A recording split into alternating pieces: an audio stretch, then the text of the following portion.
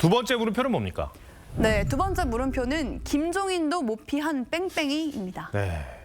김종인 전 비대위원장도 그 이른바 응급실 뺑뺑이를 피하지 못했다는 얘기입니까? 맞습니다. 이 김종인 전 위원장 1940년생으로 올해 84살입니다. 얼마 전 자택에서 새벽에 넘어지면서 이마 쪽이 찢어졌는데 20곳이 넘는 병원에서 이송을 거부당했습니다.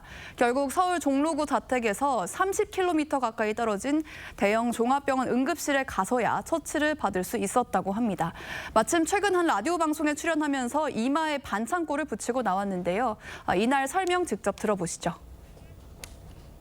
피투성이가 된 사람을 이제 이렇게 해가지고 가는데 응급실에 가려고서 22군데를 전화를 했는데도 안 받아주는 거예요. 자주 다니던 병원에 가가지고서 내 신분을 밝히고 이제 응급실에 갔는데 그러고서 가니까 의사가 없어 아무도.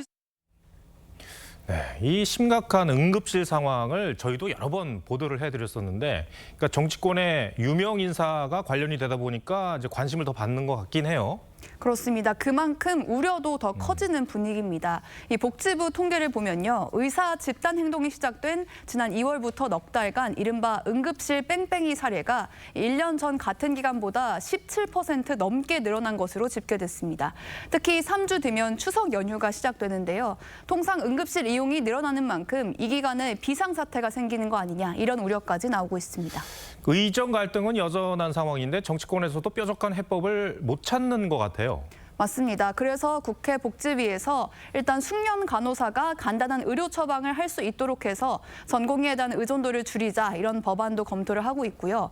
여야도 각각 의협과 관련 단체를 만나곤 있는데 이 근본 원인인 의대 증원 문제에서 타협을 보지 못한다면 해결이 요원해 보이는 상황입니다. 예. 그러면 구체적인 여야의 입장은 뭡니까? 네, 일단 민주당은 의대 증원 전면 재검토를 주장하고 있습니다. 하지만 여당은 현재 뚜렷한 입장을 갖고 대응하는 분위기는 아닌 게 사실입니다. 다만 이미 2,000명 증원 규모에서 한 발 물러선 정부의 대화 제의에 여전히 백지화를 고수하고 있는 의료계의 전향적인 태도가 필요하다는 지적이 여당 내부에서 나오고 있었는데 최근에는 의사 출신 의원들을 비롯한 여권 일각에서 이제는 보건당국도 전향적인 자세를 취해야 한다 이런 목소리가 나오고 있는데요.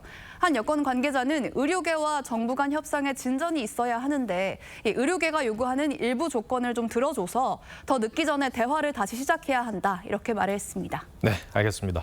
두 번째 물음표도 정리해 주시죠. 네, 두 번째 물음표 김종인도 못 피한 뺑뺑이의 느낌표는 모두가 피해자로 정리를 해봤습니다.